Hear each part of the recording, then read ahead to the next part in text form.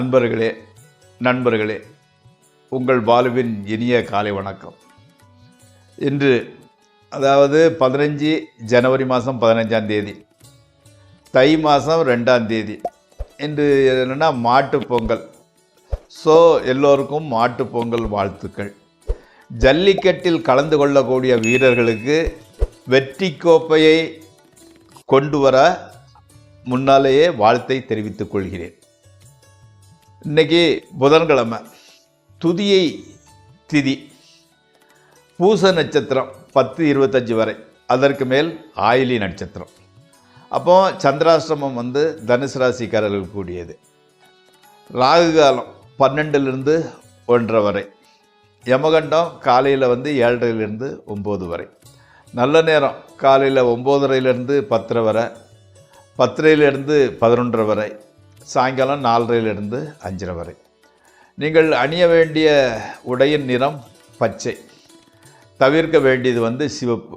சாப்பிடக்கூடியது கீரை வகைகள், எள்ளு, வாழைக்காய், கொத்தவரைக்காய் போன்றவற்றை சாப்பிடலாம். இப்போ ஜோதிட பாட நிகழ்ச்சிக்குள் செல்வோம். நம்ம மிருகசீரிஷ நட்சத்திரத்தில் பிறந்தவங்களோட அமைப்புகளை பற்றி பார்த்து கொண்டு வந்தோம். அதையே தொடர்வோம். மிருகசீர நட்சத்திரம் முதல் பாதத்தில் பிறந்தவங்க கொஞ்சம் இரக்கமில்லாத அரக்க குணம் கொண்டவர்களாக இருப்பார்கள்.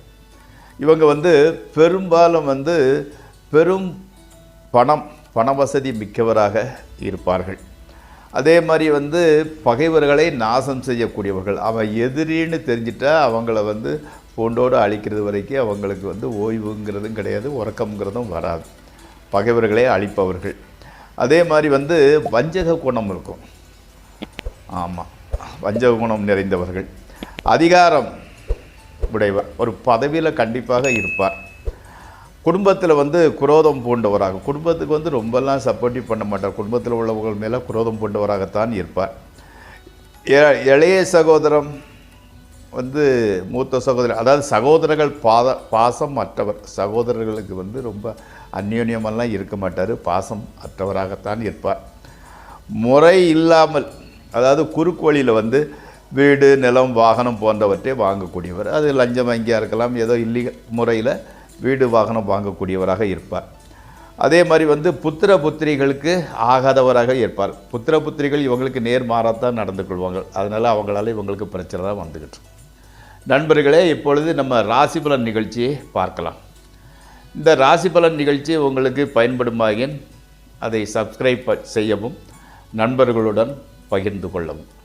இந்த ராசி பலன் நிகழ்ச்சி இன்றைக்கி கோச்சார ரீதியாக கிரக பலன்கள் எப்படி இருக்குது, நல்லதா கெட்டதா, என்ன பண்ணணுங்கிறத அவுட்லைன் சொல்லிட்டு போகிறோம்.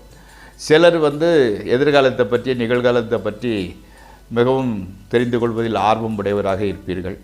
தன்னையை பற்றி என்ன ப்ரொஃபஷனில் இருப்போம், எப்படி இருப்போம் அப்படிங்கிறத பற்றி விரிவாக தெரிந்து கொள்ள வேண்டுமென்றால் 9740846466 இந்த நம்பருக்கு ஃபோன் பண்ணிக்கிட்டு அப்பாயின்மெண்ட் வாங்கிக்கோங்க. உங்கள் ஜாதகத்தை கொடுத்து விரிவாக அலசி ஆராய்ந்து எதுவும் பரிகாரம் பண்ணணுமா, பாசிட்டிவ் வர்றதுக்கு என்ன பண்ணணும் எல்லாத்தையும் விவரிக்கின்றோம். நண்பர்களே, இப்பொழுது நாம் ராசி பலன் நிகழ்ச்சிக்குள் செல்வோம். முதலில் மேசராசி. மேசராசி நண்பர்கள், உறவினர்கள், குடும்பத்தில் எல்லோருமே உங்களுக்கு ஒரு சுமூக உறவு தான். எல்லோரோடையும் சுமூக உறவை கடைபிடிக்கிறீர்கள், வைத்து உள்ளீர்கள்.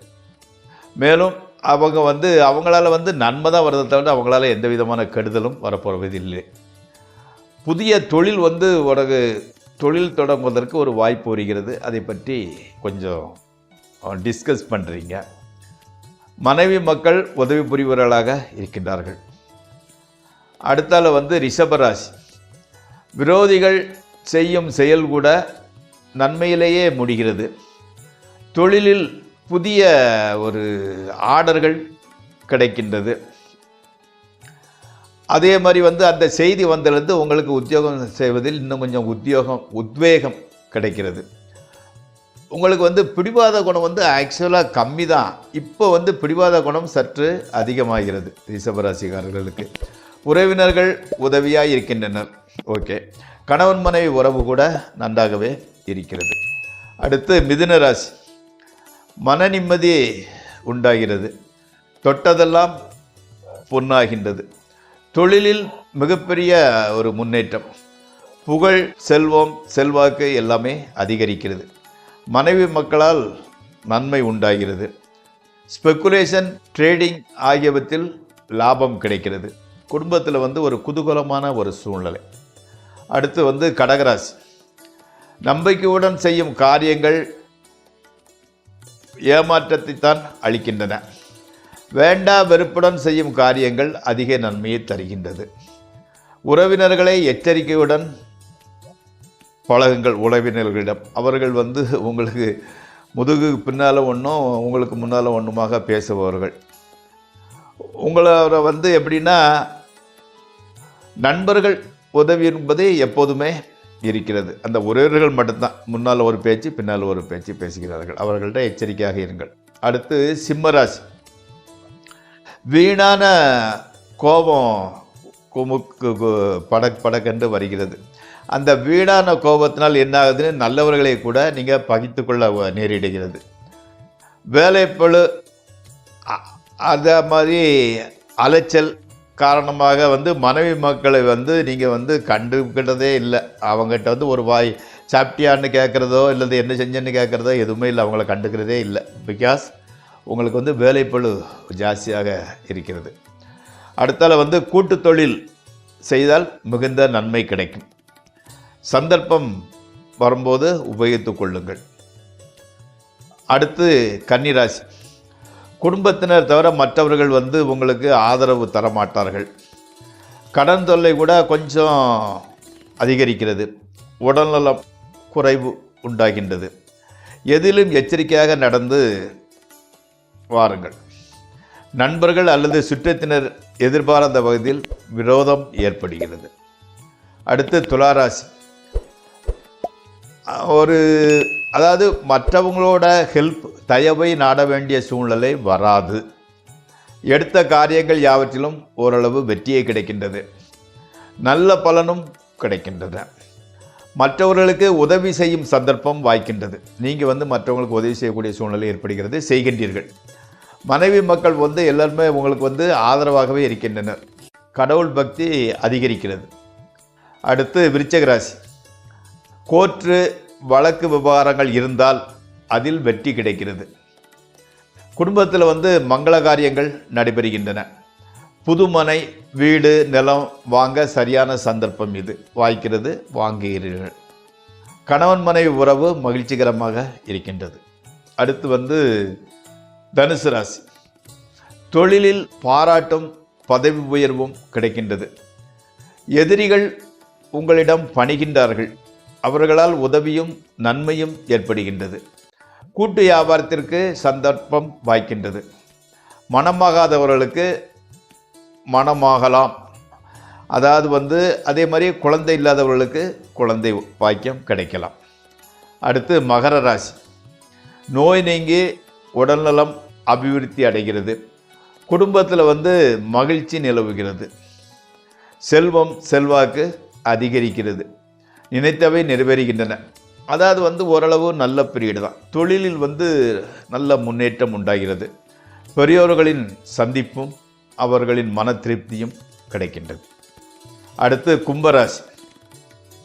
எடுத்த காரியங்கள் எல்லாமே ஓரளவு வெற்றியை நோக்கியே பயணிக்கின்றன. மேலதிகாரிகளின் ஆதரவு உங்களுக்கு இருக்கின்றது. பதவி உயர்வு அல்லது ஊதிய உயர்வு கிடைக்கின்றது. புது வீடு, புது நகை, புதிய ஆடைகள் வாங்க சந்தர்ப்பம் வாய்க்கிறது. குடும்பத்தினர் நல்லபடியாக சந்தோஷமாக இருக்கின்றார்கள். மங்கள காரியங்கள், சுப காரியங்கள் நடக்கின்றன. பெற்றோர்கள் ஆரோக்கியமாக இருக்கின்றார்கள். அடுத்து மீனராசி. மனமாகாதவர்களுக்கு திருமண பேச்சு நடக்கின்றது. ஒரு சிலருக்கு திருமணம் நாள் குறிக்கப்படுகிறது. துணிவுடன் நடந்து காரியங்களை செய்ய கட்டாயம் வெற்றி கிடைக்கின்றது. மனைவி மக்கள் உங்களது சொல்லுக்கு கட்டுப்பட்டு நடக்கின்றனர். வீட்டிலையும் சரி வெளியிலையும் சரி அது கெட்ட பெயர் ஏற்பட, திமிர் பிடித்தவன் என்கிற கெட்ட பெயர் ஏற்பட வாய்ப்பு இருக்கின்றது.